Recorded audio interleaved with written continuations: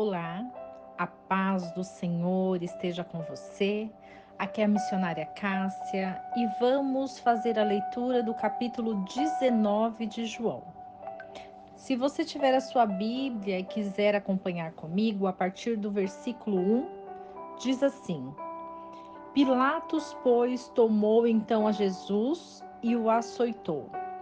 E os soldados, tecendo uma coroa de espinhos, lhe a puseram sobre a cabeça e lhe vestiram de uma roupa de púrpura e diziam: Salve, Rei dos Judeus! E davam-lhe bofetadas. Então Pilatos saiu outra vez fora e lhes disse: Eis aqui vou-lo trago fora, para que saibais que não acho nele crime algum. Saiu, pois, Jesus fora, levando a coroa de espinhos e roupa de púrpura. E disse-lhes Pilatos: Eis aqui o homem. Vendo-o, pois, os principais dos sacerdotes e os servos clamaram, dizendo: Crucifica-o, crucifica-o. Disse-lhes Pilatos: Tomai-o vós e crucificai-o, porque eu nenhum crime acho nele.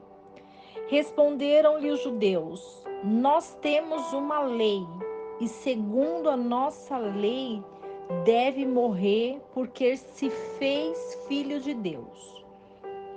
E Pilatos, quando ouviu esta palavra, mais atemorizado ficou, e entrou outra vez na audiência e disse a Jesus: De onde és tu?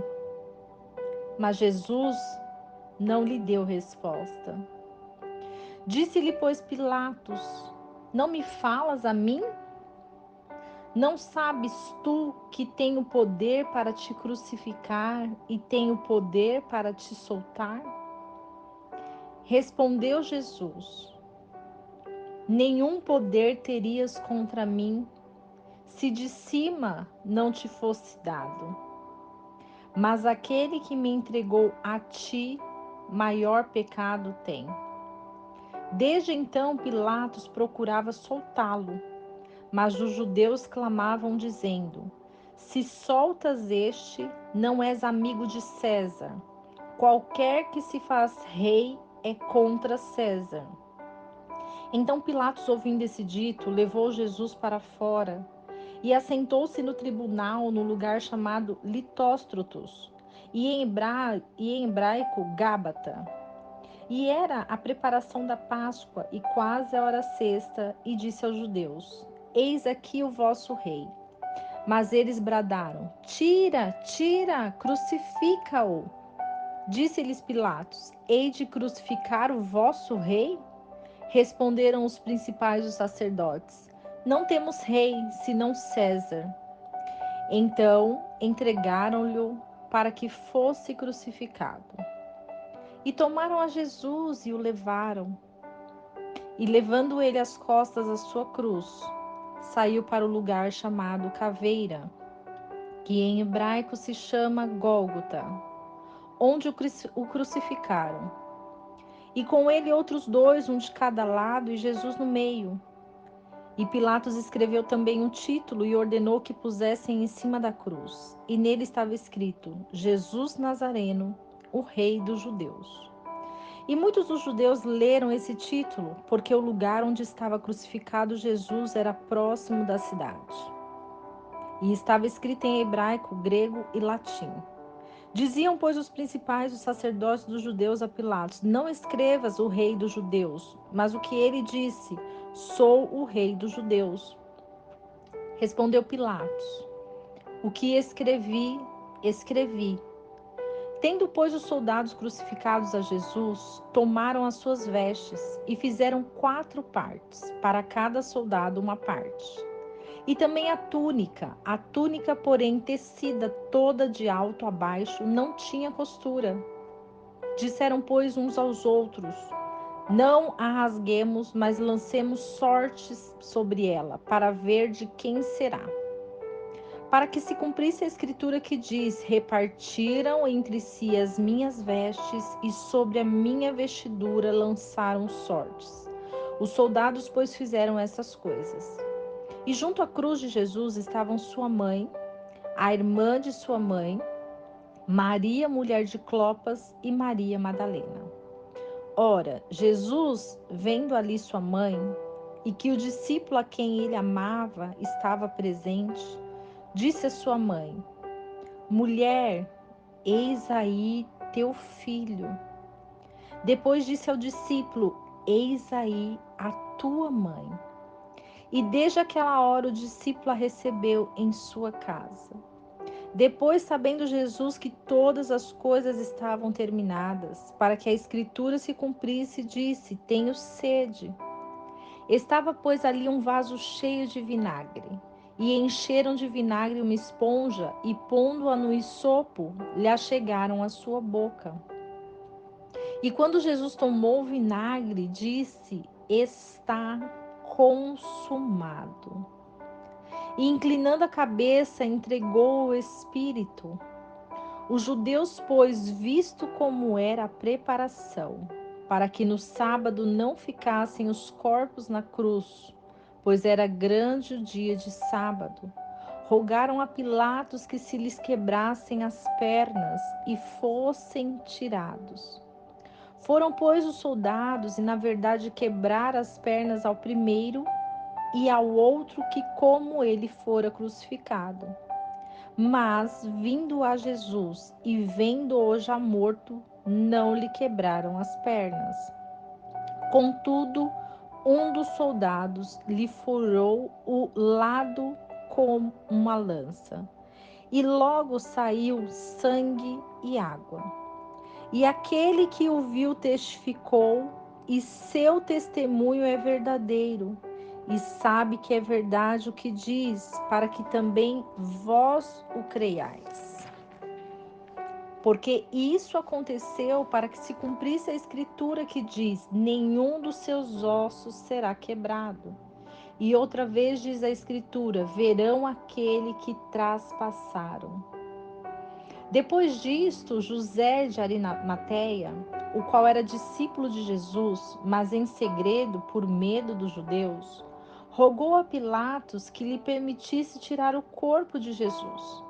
E Pilatos lhe o permitiu. Então foi e tirou o corpo de Jesus.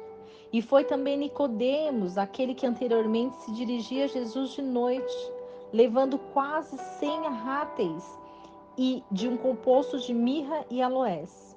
Tomaram, pois, o corpo de Jesus e o envolveram em lençóis com as especiarias, como os judeus costumam fazer na preparação para o sepulcro.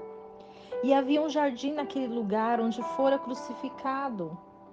E no jardim um sepulcro novo, em que ainda ninguém havia sido posto. Ali, pois, por causa da preparação dos judeus, por estar perto aquele sepulcro, puseram a Jesus. O capítulo 19 retrata a crucificação.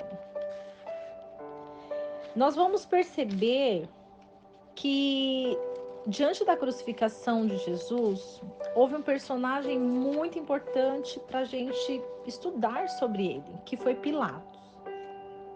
Pilatos, se nós observarmos, o significado no grego, quando ele fica atemorizado, ele ficou extremamente temeroso. Quando ele ouviu dos judeus falando que Jesus se fez filho de Deus, aquilo trouxe um temor diante dele, porque Pilatos ele não encontrava nada que acusasse Jesus para crucificá-lo. Diante da crucificação haviam dois ladrões, duas pessoas que tinham um histórico de algo ruim, de algo que condenaria eles. Mas para Pilatos, diante da lei, não havia nada que pudesse fazer com que aquele homem fosse crucificado. E diante disso, Pilatos chama Jesus.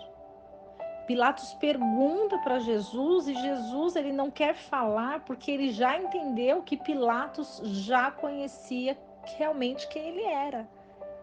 Porque no coração de Pilatos, Pilatos sendo um homem sábio, porque Pilatos ele tinha poder.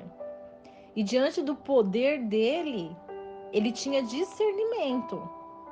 Então ele discerniu que Jesus não era para ser crucificado, mas o povo judeu, muitos, não foram todos, mas muitos do que não creram em Jesus, porque tiveram inveja dele, porque não aceitavam que ele falasse com os seus lábios que ele era o Messias, porque para eles o Messias seria totalmente diferente. Jesus ele veio para contrariar muitas coisas, porque a lei muitas vezes ela é interpretada de uma maneira errônea e Jesus ele veio dar a verdadeira interpretação da lei. Jesus não veio abolir. Jesus não queria não cumprir o sábado. Jesus queria cumprir o sábado e santificá-lo a Deus através de cura, de salvação, de libertação. O que muitos judeus não entendiam isso. Porque para os judeus, naquela época, o sábado era reverenciado através de rezas, orações, mas milagres não eram feitos. E Jesus, ele não agia no natural, ele agia no sobrenatural. E essa é a grande diferença de Jesus. Jesus, ele era um homem comum, de carne, um homem que veio à terra, mas ele se fez homem para que ele pudesse explicar e falar às pessoas que os milagres de Deus, o sobrenatural, pode ser realizado sim, quando nós temos a comunhão em Deus. Quando nós temos intimidade com o Senhor, quando Deus nos escolhe, porque quem escolheu Jesus foi Deus, foi o próprio Deus que mandou o seu filho, foi Deus que enviou o filho dele. Então, muitas vezes, você, eu, somos escolhidos de Deus para fazer diferença nessa terra. Nós somos escolhidos para curar, nós somos escolhidos para libertar, nós somos escolhidos para sarar, nós somos escolhidos para aconselhar, nós somos escolhidos para ministrar a palavra. Mas muitas pessoas e muitos que são nossos, que estão juntos de nós, muitos familiares, muitas pessoas que congregam conosco, não acreditam que Deus escolheu as nossas vidas. E quando elas passam a não acreditar, começa o julgamento. Porque quando o julgamento vem, através daquilo que Deus já decretou sobre as nossas vidas, as pessoas atiram pedras, as pessoas querem nos matar, elas querem nos tirar do caminho, elas querem apagar o nosso ministério, elas querem eliminar aquilo que Deus entregou para as nossas vidas, porque foi assim com José. Os próprios irmãos não queriam aceitar reverenciá-lo. Os próprios irmãos zombaram dele quando Deus deu a palavra a José de quem ele era. E não é diferente comigo e com você. Quando Deus fala quem somos diante dele, e quando nós pronunciamos isso para as pessoas não aceitam. Muitos, porque muitos vão aceitar, mas muitos não vão aceitar. Mas nós temos que acreditar que Deus está conosco em todo o tempo. E independente das circunstâncias, independente do que aconteça, a palavra de Deus vai se cumprir na minha vida e vai se cumprir na sua vida. E é por isso que estamos aqui, é por isso que o Espírito Santo te trouxe aqui, a ouvir essa palavra. Eu quero te convidar a orar comigo nesse momento. Obrigada, Senhor, por essa palavra que nos ensina sobre a crucificação do seu filho. Nós sabemos que na nossa caminhada nós encontramos pessoas que vão acreditar no ministério que o Senhor nos deu, mas muitas pessoas não vão acreditar. Muitas pessoas vão zombar, muitas pessoas vão criticar, mas nós sabemos que o Senhor é glorioso, assim como o Senhor foi com Jesus e mostrou ao mundo quem Ele era. O Senhor fará isso nas nossas vidas, porque é o Senhor quem escolhe. Não somos nós, Pai, mas é o Senhor. Pelas nossas ações, pelas nossas atitudes, pelas nossas escolhas. E nós escolhemos hoje estar aqui, orando e buscando a sua face. Queremos nos aproximar do Senhor assim como Jesus nos ensinou. Queremos entender que o Senhor Jesus, Ele veio para nos ensinar que é possível sim vencer o mundo, vencer as dificuldades, vencer aqueles que querem nos matar, porque nem a morte parou Jesus, nem a morte foi capaz de tirar o ministério dele. Quantos, Pai, abandonaram ele? Quantos milagres ele fez e não vieram ofertar ao Senhor, honrá-lo a Jesus? E quantas vezes, Pai, na nossa caminhada nós ajudamos, nós levantamos a mão, nós estendemos o nosso abraço, nós choramos e oramos, e muitas pessoas não voltam para nos agradecer. E muitas pessoas não reconhecem o nosso ministério na vida delas.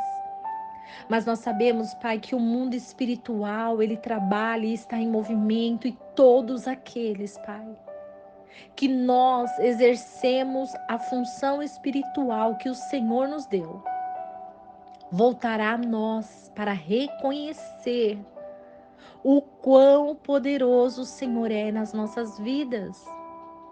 O quanto o Senhor nos deu a unção de cura, de libertação, de salvação. E nós estamos aqui reverenciando o seu nome, porque sem o seu poder nós não somos nada. Nós precisamos de ti, Senhor. Nós precisamos da sua presença todos os dias. Nós queremos te louvar, te engrandecer, te honrar sobre as nossas vidas, porque nós sabemos que vale a pena. Vale a pena te servir, não há outro caminho. Vale a pena te buscar, porque não há outro em que nós podemos confiar. O homem falha, os amigos nos traem, somos decepcionados, a nossa família não acredita em nós, mas nós sabemos que o Senhor é aquele que aposta nas nossas vidas, é aquele que garante que nós andaremos sobre as águas, que no vento, na tempestade, o Senhor estará conosco. Então que o Senhor venha nos dar a mão neste dia, nos ergue, nos levanta, nos capacita para a sua